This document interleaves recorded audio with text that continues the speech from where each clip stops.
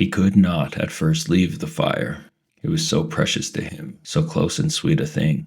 The yellow and red flames brightening the dark interior of the shelter.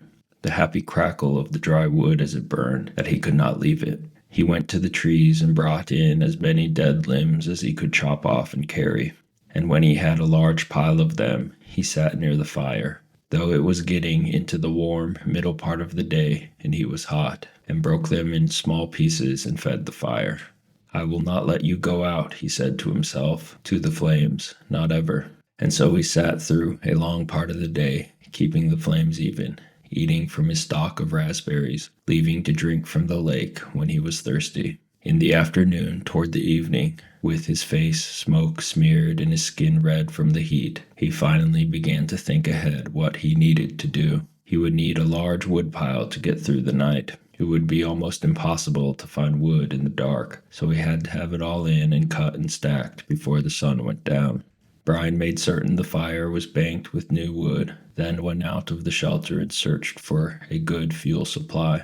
Up the hill from the campsite, the same windstorm that left him a place to land the plane, had that only been 3-4 days ago, had dropped 3 large white pines across each other. They were dead now, dry and filled with weathered, dry dead limbs, enough for many days. He chopped and broke and carried wood back to the camp, stacking the pieces under the overhang until he had what he thought to be an enormous pile, as high as his head and 6 feet across the base. Between trips he added small pieces to the fire to keep it going, and on one of the trips to get wood he noticed an added advantage of the fire. When he was in the shade of the trees breaking limbs, the mosquitoes swarmed on him, as usual. But when he came to the fire, or just near the shelter, where the smoke eddied and swirled, the insects were gone. It was a wonderful discovery. The mosquitoes had nearly driven him mad, and the thought of being rid of them lifted his spirits. On another trip, he looked back and saw the smoke curling up through the trees and realized, for the first time, that he now had the means to make a signal. He could carry a burning stick and build a signal and perhaps attract attention, which meant more wood and still more wood.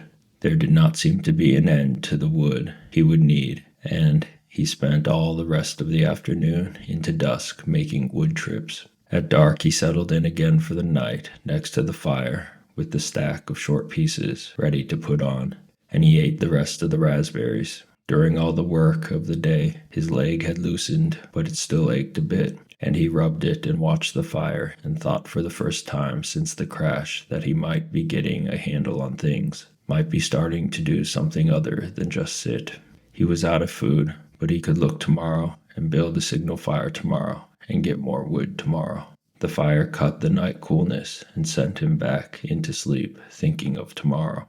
He slept hard and wasn't sure what awakened him, but his eyes came open and he stared into the darkness. The fire had burned down and looked out, but he stirred with pieces of wood and found a bed of coals still glowing hot and red. With small pieces of wood and carefully blowing, he soon had a blaze going again. It had been close. He had to be sure to try and sleep in short intervals so he could keep the fire going. He tried to think of a way to regulate his sleep, but it made him sleepy to think about it, and he was just going under again when he heard the sound outside. It was not unlike the sound of the porcupine, something slithering and being dragged across the sand, but when he looked out the door opening, it was too dark to see anything. Whatever it was stopped making that sound in a few moments, and he thought he heard something sloshing into the water at the shoreline. But he had the fire now and plenty of wood, so he wasn't as worried as he had been the night before. He dozed, slept for a time, awakened again just at dawn gray light, and added wood to the still smoking fire before standing outside and stretching. Standing with his arms stretched over his head and the tight knot of hunger in his stomach, he looked toward the lake and saw the tracks. They were strange, a main center line up from the lake in the sand, with claw marks to the side leading to a small pile of sand, then going back down into the water.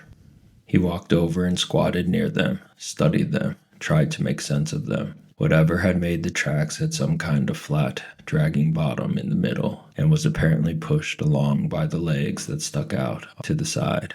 Up from the water a small pile of sand, then back down into the water. some animal, some kind of water animal that came up to the sand to do what? To do something with the sand, to play and make a pile of sand. He smiled. City boy, he thought. Oh, you city boy with your city ways. He made a mirror in his mind, a mirror of himself, and saw how he must look. City boy with your city ways, sitting in the sand, trying to read the tracks and not knowing, not understanding. Why would anything wild come up from the water to play in the sand? Not that way. Animals weren't that way. They didn't waste time that way. It had come up from the water for a reason, a good reason, and he must try to understand the reason. He must change to fully understand the reason himself, or he would not make it. It had come up from the water for a reason, and the reason he thought, squatting, the reason had to do with the pile of sand. He brushed the top off gently with his hand, but found only damp sand.